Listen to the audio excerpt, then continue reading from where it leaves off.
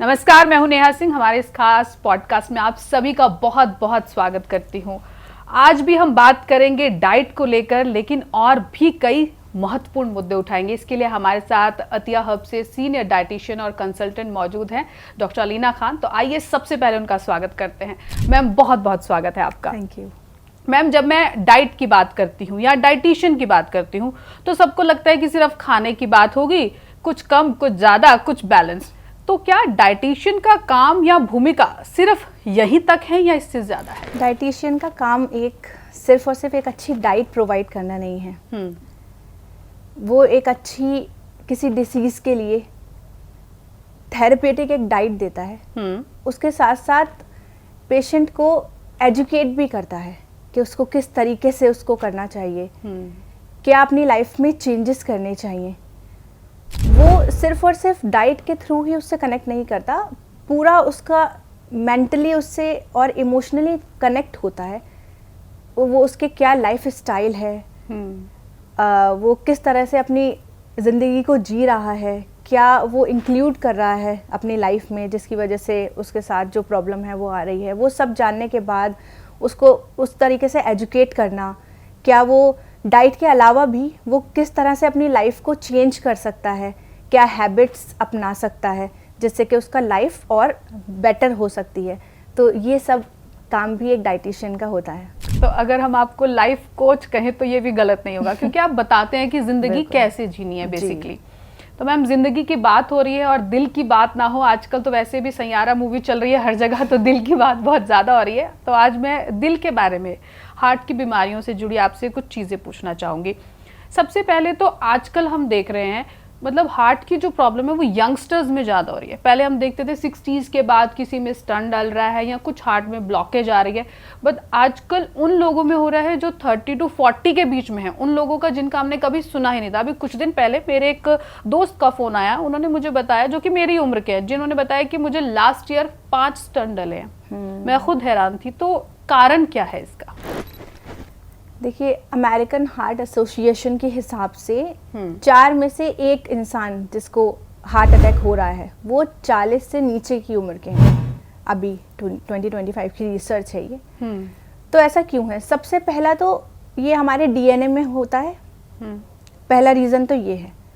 लेकिन ये रीज़न सिर्फ 20% है। 100 में से 20% सिर्फ डीएनए की वजह से है। बाकी सारा जो 80% है वो हमारा लाइफ स्टाइल, हम किस तरह से अपनी ज़िंदगी जी रहे हैं, क्या खा रहे हैं, कैसे हम कितना एक्टिव हैं हम अपनी लाइफ में, उस पे डिपेंड करता है। आजकल बच्चों में ये बहुत ज़्यादा देखने को मिल रहा है। अभी कुछ न्यूज़ भी हमने देखी थी, एक छोटी बच्ची को भी आया था, बच्ची, फिर एक लड़का था 11 साल का, उसको भी आया था ये। और वो बच्ची तो शायद मेरे ख्याल 3rd में पढ़ती थी, बहुत छोटी उम्र थी। ये भी हम केसेस कर रहे हैं। तो ये लाइफस्टाइल, मतलब छोटे बच्चों में क्यों इतनी प्रॉब्लम्स हो रही हैं? देखें, 3 चीज़ें आप याद रखें अपने बच्चों में। पहला, अगर वो मोटापे की तरफ जा रहा है। दूसरा, अगर वो एक्टिव नहीं है, उसका लाइफस्टाइल बिल्कुल सीडेंट्री है, ज़्यादातर बैठा रहता है, लेटा रहता है। और तीसरा, कि उसका खान पान अच्छा नहीं है। अगर ये 3 चीज़ें आपके बच्चे के अंदर शुरू से चल रही हैं, तो मैं ऐसा नहीं कह रही कि 1 साल में, 2 साल में, 3 साल में, आगे आने वाले टाइम में 10 साल में, 15 साल में उसको बहुत चांसेस हैं हार्ट की डिसीजेस डेवलप होने में। तो इसलिए हमें चाहिए कि हम अपने बच्चे की डाइट अच्छी करें। नंबर 2, हम उसको एक्टिव करें। ये एक बहुत बड़ा मिथ है कि एक्सरसाइज जो है वो सिर्फ और सिर्फ वो लोग करते हैं या तो जिनको अपने मसल्स बनाने होते हैं बॉडी बिल्डिंग के लिए, या फिर जिनको कोई बीमारी होती है जी। लेकिन बच्चों को भी आजकल एक्सरसाइज की उतनी ही ज़रूरत है।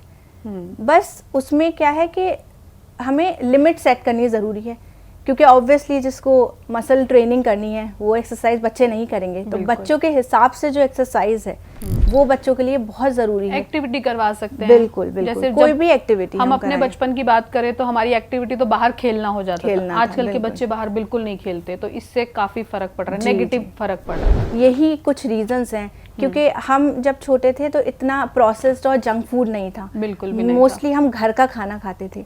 सोर्सेज बहुत अच्छे होते थे खाने के, जहाँ से आ रहे थे वो प्योर एंड क्लीन थे। बिल्कुल। एनवायरनमेंट में पॉल्यूशन नहीं था, आसपास खेलने के लिए ग्रीनरी बहुत थी, बाहर जाके आउटिंग करते थे, खेलते थे, वॉक करते थे। आजकल बच्चों में ये सब कुछ नहीं है, घर पे रहते हैं, प्लस उनके ऊपर स्ट्रेस इतना ज़्यादा है। इन सब चीज़ों को मिला जुला के बच्चों के अंदर हार्ट की डिसीज़ होने के चांसेस बहुत ज़्यादा हो रहे हैं। आपने अभी स्ट्रेस का जिक्र किया, स्ट्रेस किस तरह से हमारे हार्ट को कमज़ोर करता है और उससे कैसे बचें कि हमारा हार्ट कमज़ोर ना हो? स्ट्रेस देखिए 100% रिस्पॉन्सिबल है हार्ट अटैक के लिए, क्योंकि जितना हम स्ट्रेस में आएंगे उतना हमारा ब्लड प्रेशर बढ़ेगा, और बीपी का सबको मालूम है कि हमारा खून जो है वो गाढ़ा कर देता है जी। क्योंकि हमारे दिल का जो मेजर फंक्शन है वो यही है कि खून को हमारे पूरे बॉडी पार्ट में पंप करता है, वो सर्कुलेशन उसी के थ्रू होता है जी। जब हमारा खून गाढ़ा हो जाता है तो हमारी आर्टरीज में, आप समझे जैसे कि कोई पाइप है, उसमें कोई कीचड़ वाला पानी जा रहा है जो बहुत गाढ़ा गाढ़ा है, और एक पाइप में बिल्कुल क्लियर वाटर जा रहा है, तो फ्लो आराम से होगा, वहाँ नहीं होगा। तो ये स्ट्रेस प्लस स्ट्रेस जो है वो हमारे कॉर्टिसोल लेवल्स को बहुत ज़्यादा बढ़ा देता है। कॉर्टिसोल लेवल अगर हमारी बॉडी में बढ़ता है तो फैट का डिपोजिशन होता है हमारी बॉडी में, जिसकी वजह से हमें ओबेसिटी और बाकी जो जितनी भी क्रोनिक डिसीजेज हैं उनके होने के बहुत चांसेस रहते हैं। तो इसलिए स्ट्रेस से हमें जितना अच्छा हो बचें उतना बचना चाहिए। हम स्ट्रेस की हम बात कर रहे हैं, अब अगर हम फैट पे आ जाएं, जैसे आप बोल रहे हो ओबेसिटी, क्या सिर्फ फैट अगर हम खाते हैं या मतलब घी वगैरह खाते हैं, क्या इन्हीं से फैट्स बढ़ते हैं या और भी कई कारण होते हैं? या सिर्फ अगर हम इस क्वेश्चन को थोड़ा रिफ्रेम भी कर लें, क्या सिर्फ फैट एक इम्पॉर्टेंट कारण है हार्ट डिसीज का? फैट एक कारण है, लेकिन मेजरली हम नहीं कह सकते कि सिर्फ फैट ही है। ओके। क्योंकि फैट मीन्स जो भी हम चिकना खा रहे हैं, चाहे वो हम अच्छा सोर्स से खा रहे हैं, चाहे हम जो अच्छा सोर्स नहीं है वहाँ से खा रहे हैं, लेकिन इसके अलावा भी बहुत सारे सोर्सेज हैं जिसकी वजह से हमें हार्ट की प्रॉब्लम्स होती हैं। जैसे अभी हमने बात की स्ट्रेस, दूसरा हम एक्टिव नहीं रहते, हमारा लाइफस्टाइल बहुत ही ज़्यादा सीडेंट्री है आजकल। तीसरा हमारा खाना बहुत ज़्यादा ख़राब हो गया है, फैट के अलावा हम खाने में अपने फैट लेते हैं, उसके अलावा जो बाकी चीज़ें हम खाते हैं, जो हम प्रोसेस्ड फूड खाते हैं, वो इतना ख़राब है कि हमें मोटापे की तरफ लेके जाता है, और जहाँ हमारे बॉडी में मोटापा शुरू हो जाता है वहाँ से सारी बीमारियाँ शुरू हो जाती हैं। फैट्स की हम बात कर रहे हैं, तो ये सैचुरेटेड फैट्स और अनसैचुरेटेड फैट क्या है, और क्या सैचुरेटेड फैट सच में इतना बुरा है जितना हम उसे सुनते हैं? क्योंकि हम सिर्फ सुनी सुनाई बातों पर भरोसा भी कर लेते हैं, आजकल हम सुन इतना रहे हैं। तो आप बताइए, क्या सच में इतना बुरा है? देखिए, सैचुरेटेड फैट वो होता है जो हमें एनिमल सोर्स से मिलता है। ओके। जैसे घी हो गया, और जितने भी एनिमल सोर्स से हमें मिलते हैं, बटर, ये सब चीज़ें। तो मैं कहूँगी कि सैचुरेटेड फैट इतना बुरा नहीं होता जितना ट्रांस फैट बुरा होता है। ट्रांस फैट जितना भी प्रोसेस्ड और ये बेकरी, केक्स और पेस्ट्रीज में होता है, और जितने भी पैकेज्ड फूड होते हैं उसमें ट्रांस फैट होता है। अगर आप सैचुरेटेड फैट लेते हैं जैसे घी या बटर, वो भी मॉडरेशन में, ऐसा नहीं कि आप बहुत ज़्यादा एक्सट्रीम ले रहे हैं। अगर आप मॉडरेशन में जैसे कि 1 या 2 चम्मच के करीब आप यूज़ कर रहे हैं घी, तो उसमें कोई बुराई नहीं है। लेकिन ट्रांस फैट जो है वो सबसे ज़्यादा नुकसानदायक है हार्ट के लिए। तो मतलब बेकरी प्रोडक्ट्स बिल्कुल नहीं खाने चाहिए? बिल्कुल। प्रोसेस्ड या बाहर जो ऑयली और फ्राई चीज़ मिलती है, जो फ्राइड जितने भी आइटम्स मिलते हैं, वो सब बिल्कुल नहीं, क्योंकि वो ऑयल को एक ही ऑयल में बार बार फ्राई करते हैं, जो भी मार्केट में मिलती है, क्योंकि वो फिर एक बार फ्राई करने के बाद ऑयल डिस्कार्ड नहीं करते, उसी ऑयल में बार बार कई बार हम घर पे भी ऐसा करते हैं कि पूड़ियाँ बनाई, जो तेल बचा उसे कोशिश करते हैं कि चलो फेंके ना, डब्बे में रख लें, उसमें पराठे बना दिए, तो फिर वो भी नुकसानदायक है। बहुत बहुत ज़्यादा नुकसानदायक है। वो हमारे अंदर बॉडी में जाके इन्फ्लेमेशन करता है, हमारी आर्टरीज को ब्लॉक करता है, और जितना भी बैड जो बुरे तरीके का फैट है हमारी बॉडी में वो सब उसी से आता है।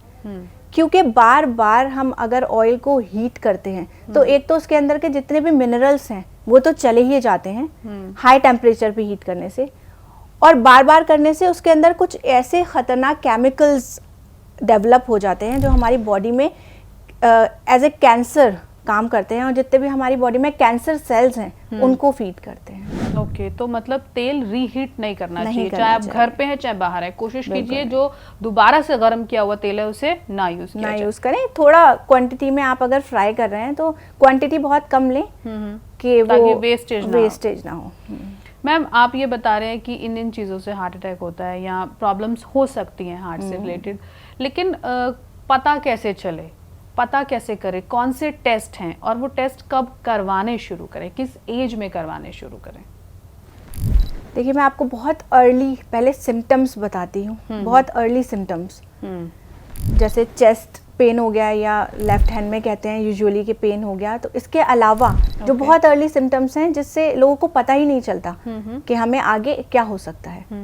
तो देखिए, अगर आपकी नींद डिस्टर्ब हो रही है, आपको रात में सोने में परेशानी है, आप करवटें बदल रहे हैं, एकदम से उठते हैं, आपको लगता है कि दिल की धड़कन किसी वक्त बहुत तेज़ हो गई है, या दिन के किसी वक्त आपको लगता है कि बिल्कुल नींद आ रही है, गिरे जा रहे हैं, थोड़ा सा भी काम करते हैं, वेट लिफ्ट करते हैं तो आपको लगता है कि सांस बहुत ज़्यादा फूल गई है, थोड़ा सा भी चेस्ट में डिस्कम्फर्ट रहता है या गैस सी बनती रहती है, तो कुछ टेस्ट मैं आपको बताती हूँ जो आपको करवा ही लेने चाहिए।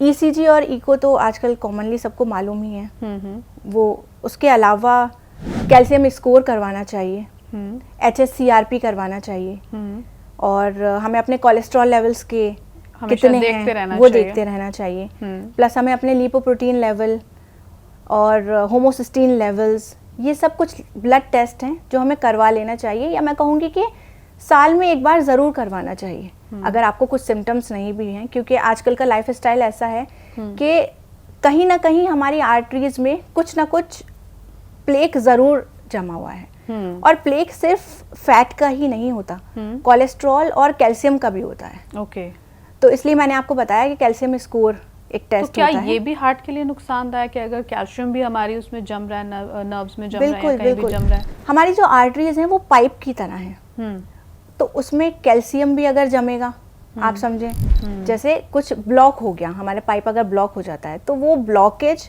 हमारी आर्टरीज में कैल्शियम की वजह से भी हो सकती हैं, कोलेस्ट्रॉल की वजह से भी हो सकती हैं, और फैट की वजह से भी। तो आर्टरीज तो ब्लॉक हो ही रही हैं, जिसकी वजह से ब्लड हमारा आर्टरीज में फ्लो नहीं हो पाता, तो हार्ट अटैक हो जाता है। ओके मैम, हार्ट अटैक की हम बात कर रहे हैं लगातार, अगर हम मेल्स और फीमेल्स की बात करें, लेकिन आजकल जैसे इंस्टाग्राम रील्स बहुत चल रही है, मैंने भी एक रील में मतलब देखा था कि बोलते हैं कि औरतों को कम आते हैं हार्ट अटैक, क्योंकि औरतें जो हैं वो रो लेती हैं, अपना स्ट्रेस कहीं ना कहीं निकाल देती हैं रो के, आदमी वो कम कर पाते हैं और अक्सर नहीं कर पाते।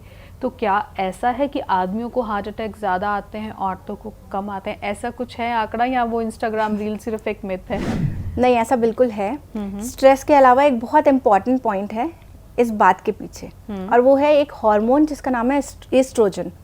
एस्ट्रोजन हार्मोन विमेंस के अंदर होता है जो मीनोपॉज के बाद ख़त्म हो जाता है। ओके।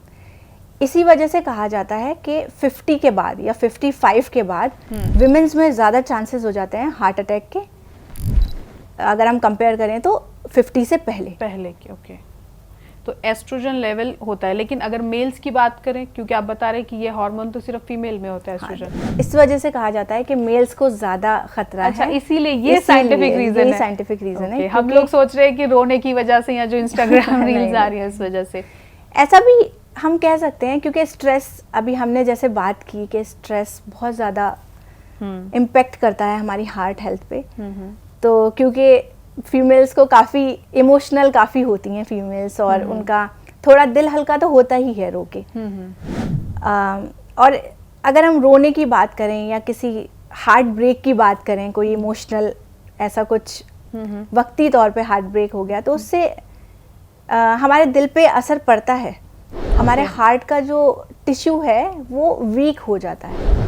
लेकिन ऐसा नहीं है कि एक दो बार अगर हम इमोशनली हार्ट ब्रेक हुए हैं तो हमारा हार्ट का टिश्यू वीक हो जाएगा। अगर हम असर पड़ता है। लेकिन जो लोग डिप्रेस है, मैं कहूँगी जो डिप्रेशन में होते हैं और जो कॉन्टिन्यूअस मेंटली अपसेट रहते हैं, उदास रहते हैं, रोते रहते हैं, उनके हार्ट के जो मसल्स हैं, टिश्यूज हैं, वो वीक हो जाते हैं और ओवर द टाइम उनको फिर हार्ट के जितने भी डिसीजेज हैं वो होने का बहुत खतरा रहता है। तो मैम जब ऐसे कोई पेशेंट्स आपके पास आते हैं, हार्ट ब्रेक वाले या डिप्रेस वाले या जिनके पेरेंट्स लेके आते हैं, किसी भी रीज़न से डिप्रेशन हो, उनको आप कैसे इस चीज़ को समझाते हैं? क्योंकि बड़ा मुश्किल होता है उनको समझाना कि आपका डिप्रेशन सिर्फ दिख नहीं रहा, आपके शरीर पे असर भी कर रहा है। उस असर को आप कैसे दूर करते हैं, क्या समझाते हैं? किस तरह की डाइट, उन्हें स्पेशल कोई डाइट ऐसी होती है जो कहीं ना कहीं डिप्रेशन का जो नेगेटिव असर उनकी बॉडी पे पड़ रहा है उसको थोड़ा कम कर सके? बिल्कुल, काफ़ी पेशेंट्स होते हैं जो उनको समझाना बहुत मुश्किल होता है और इमोशनली बहुत ही ब्रेक डाउन हुए हुए होते हैं वो, और समझ नहीं पाते कि कैसे खुद को संभालें। यहाँ एक लाइफ कोच की ज़रूरत पड़ती है उन्हें। बिल्कुल बिल्कुल, एज अ लाइफ कोच उनको बैठ के उनको पूरा वक्त देना पड़ता है, उनको समझना पड़ता है कि क्या प्रॉब्लम है, क्या ऐसी बात है जो उनको परेशान कर रही है।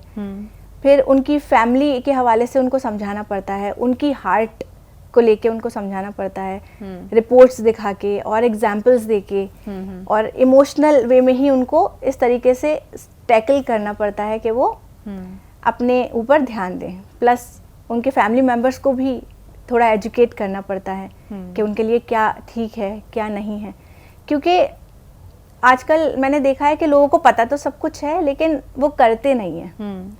बताते भी हैं दूसरों को कि ऐसे करो, लेकिन खुद नहीं करते। तो उसके लिए थोड़ा मोटिवेशन देनी पड़ती है उन्हें, प्लस डाइट और जो भी है वो सब एडिशनल। ठीक है मैम, अभी आप जैसे बता रहे थे कि हमारी आर्टरीज जो हैं वो पाइप की तरह हैं, उनमें कैल्शियम भी हो सकता है, फैट्स भी हो सकता है, कई चीज़ें हो सकती हैं। अगर किसी के साथ ये प्रॉब्लम हो रही है और शुरुआती स्टेज पर है, क्या वो डाइट से उसको ठीक कर सकता है, और किस तरह की डाइट से अगर कर सकता है तो? बिल्कुल बिल्कुल सही आपने बात पूछी। अगर स्टार्टिंग स्टेज है तो हम बिल्कुल अपने हार्ट हेल्थ रिवर्स कर सकते हैं अपनी डाइट से और एक्टिविटी बढ़ा के, एक्सरसाइज से प्लस डाइट से। डाइट में हमारे दिल के लिए सबसे अच्छा फ्रूट जो है वो बेरीज होती हैं। आप चेरीज, बेरीज खा सकते हैं और एवोकाडो ले सकते हैं, उसमें हेल्दी फैट्स होते हैं। आपके किचन से अदरक और लहसुन बहुत फ़ायदेमंद होता है आपके दिल के लिए। और आपको हेल्दी फैट्स जैसे ओमेगा 3 अपनी डाइट में ज़रूर इंक्लूड करने चाहिए। वो आपकी दिल की जो सेहत है उसके लिए बहुत अच्छे होते हैं। ओमेगा 3 में सारे सीड्स आ जाते हैं, जैसे chia seeds, flax seeds, pumpkin seeds, और सारे नट्स आ जाते हैं, वॉलनट्स हो गए, आमंड्स हो गए। तो ये सब आप अपनी डाइट में ज़रूर इंक्लूड करें, आपके दिल की सेहत के लिए बहुत अच्छे हैं। आप डाइट की बात बता रहे हो और आप बोल रहे हो कि इनसे हम रिवर्स कर सकते हैं, लेकिन अगर हम ऐसी कोई चीज़ जो बिल्कुल नहीं खानी, जिनको हार्ट की प्रॉब्लम है, मतलब उनके लिए वर्स्ट है वो क्या है? वर्स्ट चीज़ मैं कहूँगी ट्रांस फैट, जो कि प्रोसेस्ड और जितनी भी बेकरी के आइटम्स हैं उन सब में होता है और बाज़ार की फ्राइड चीज़ों में होता है। वो हमारे दिल की सेहत के लिए वर्स्ट है। अगर हम वो लेंगे तो हम समझ लें कि आप अपने दिल की बीमारियों को बढ़ाने के लिए दावत दे रहे हैं। अगर कोई ऐसा हम कहें कि फ्रूट वगैरह जो हमारे हार्ट के लिए स्पेशली अच्छा हो, उस फ्रूट का हम इनटेक बढ़ा सकते हैं जिससे हमें कुछ फ़ायदा हो, ऐसा कोई फ्रूट है जो हमारे आसपास मिल जाए? सबसे अच्छा फ्रूट बेरीज सबसे अच्छी होती हैं दिल के लिए। बेरी, चेरीज, ये सब आपके दिल के लिए बहुत अच्छी हैं। जितने भी पर्पल और रेड कलर के फ्रूट्स और वेजिटेबल्स हैं वो आपके दिल के लिए बेस्ट हैं। बीट रूट बहुत अच्छा होता है दिल के लिए। दिल के लिए उसका जूस आप पी सकते हैं, रॉ भी खा सकते हैं। बस आप याद रखें जितनी भी पर्पल और रेड कलर के फ्रूट्स और वेजिटेबल्स हैं वो सब आपके दिल के लिए बहुत अच्छे हैं। मैम डिटॉक्स की जब बात आती है डिटॉक्स बॉडी को कैसे करें लगातार, क्योंकि इसमें भी अगर हम हार्ट की प्रॉब्लम की भी बात करें, इसमें भी बॉडी का डिटॉक्स होना बहुत ज़रूरी है। आजकल बहुत तरह के डिटॉक्स कर रहे हैं लोग। कई लोग कह रहे हैं कि हम सिर्फ पूरा दिन पानी पी के बॉडी को डिटॉक्स करते हैं। कई बोलते हैं कि हम ग्रीन टी लेते हैं, साथ साथ नॉर्मल अपनी डाइट रखते हैं लेकिन ग्रीन टी लेते हैं। फिर आजकल एप्पल साइडर विनेगर भी बहुत काम कर रहा है कि हम खाने से पहले 2 चम्मच गर्म पानी में लेते हैं। तो बॉडी डिटॉक्स हार्ट की प्रॉब्लम के लिए भी क्या फ़ायदेमंद है? डिटॉक्स करना हमारी बॉडी की हर प्रॉब्लम के लिए फ़ायदेमंद है, सिर्फ हार्ट के लिए ही नहीं, हर प्रॉब्लम के लिए। और सबसे अच्छा डिटॉक्स जो बॉडी करती है वो मैं कहूँगी कि फास्टिंग से करती है। सेल्फ क्लीन जिसमें बॉडी अपने को करती है।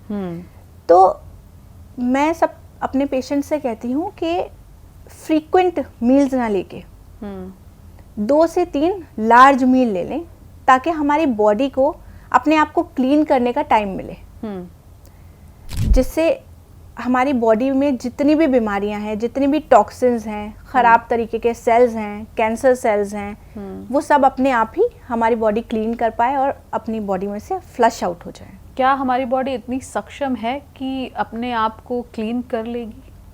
हमारी बॉडी को किसी भी तरीके की मेडिसिन की ज़रूरत नहीं है, अनलेस अनटिल के कोई क्रॉनिक डिसीज़ ना हो। ओके। अर्ली स्टेजेस में किसी भी डिसीज़ की अर्ली स्टेजेस में हम सिर्फ और सिर्फ डाइट से कोई भी बीमारी को रिवर्स कर सकते हैं। अगर क्रॉनिक हो गई है तो वो अलग बात है, उसमें आपको मेडिकेशंस की ज़रूरत पड़ती है, लेकिन इसमें ज़रूरी है अर्ली डायग्नोसिस की। अगर हमने कोई भी बीमारी, चाहे कोई भी बीमारी हो, उसको अर्ली स्टेजेस में डायग्नोस कर लिया है, तो आपको किसी भी दवाई की ज़रूरत नहीं है। आप सिर्फ और सिर्फ अपने लाइफस्टाइल से और अपनी डाइट से अपनी उस बीमारी को रिवर्स कर सकते हैं। अगर आज हम हार्ट की बात कर रहे हैं, हार्ट का अगर कोई पेशेंट है, उसके लिए एक बैलेंस डाइट क्या होगी? उसे कितनी बार दिन में खाना खाना चाहिए और उसकी प्लेट में क्या क्या होना चाहिए, जितने भी टाइम्स आप मील बताएंगे? जैसे मैंने आपको बताया कि फ्रीक्वेंट मील्स ना लेके 2 से 3 बड़े मील्स ले लें, ताकि आपकी बॉडी को अपने पे काम करने का मौका मिले, ताकि आपकी बॉडी के अंदर जितने भी टॉक्सिन्स हैं, जितनी भी बीमारियां हैं, वो सब फ्लश आउट कर सके। हार्ट पेशेंट की प्लेट के अंदर कार्ब्स लिमिटेड होने चाहिए। ओके। जो कि सिंपल नहीं, होल कार्ब्स होने चाहिए, जैसे मल्टीग्रेन या कीनुआ आप ले सकते हैं। ओके।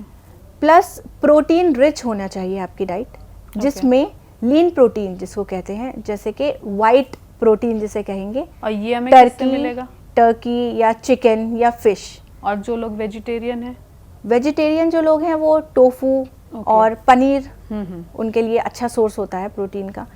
सोयाबीन के जो चंक्स होते हैं, सोयाबीन एक बहुत अच्छा सोर्स है प्रोटीन का। तो जो वेजिटेरियंस हैं वो ये ले सकते हैं, और नॉन वेजिटेरियन जो हैं वो वाइट मीट जैसे कि टर्की, चिकन और फिश ले सकते हैं। रेड मीट अवॉइड करना है और ऑर्गन मीट भी अवॉइड करना है, क्योंकि ऑर्गन मीट हमारे हार्ट हेल्थ के लिए बहुत ज़्यादा नुकसानदेह होता है। ऑर्गन मीट मतलब? जैसे लिवर, किडनी लोग खाते हैं, हार्ट भी लोग खाते हैं। Okay okay. तो वो सब अवॉइड करना है। प्लस हमारी डाइट फाइबर रिच होनी चाहिए। सिर्फ हार्ट के लिए ही नहीं, आपको कोई सी भी बीमारी है, आपको फाइबर रिच फूड खाना है। फाइबर हमारी बॉडी के लिए बहुत अच्छा काम करता है, हमारे पेट के लिए, हमारी बॉडी के इन्फ्लेमेशन के लिए फाइबर बहुत अच्छा है। प्लस हार्ट के लिए आपको हेल्दी फैट्स ऐड करने बहुत ज़रूरी हैं।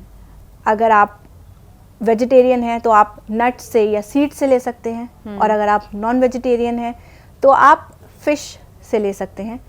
और आप कभी कभी ओमेगा 3 के सप्लीमेंट्स भी आते हैं, वो भी अपने डॉक्टर से पूछ के ले सकते हैं। तो बहुत बहुत शुक्रिया डॉक्टर अलीना आपका, आपने हमारे सब क्वेश्चंस का आंसर दिया। तो इसी के साथ दर्शकों, मैं भी आपसे इजाज़त मांगती हूँ, फिर हाजिर होंगे एक नए प्रॉब्लम के साथ। लेकिन रुकिए, सिर्फ प्रॉब्लम ही नहीं, आपको सॉल्यूशन भी बताएंगे और सॉल्यूशन के साथ सही डाइट भी बताएंगे। नमस्कार।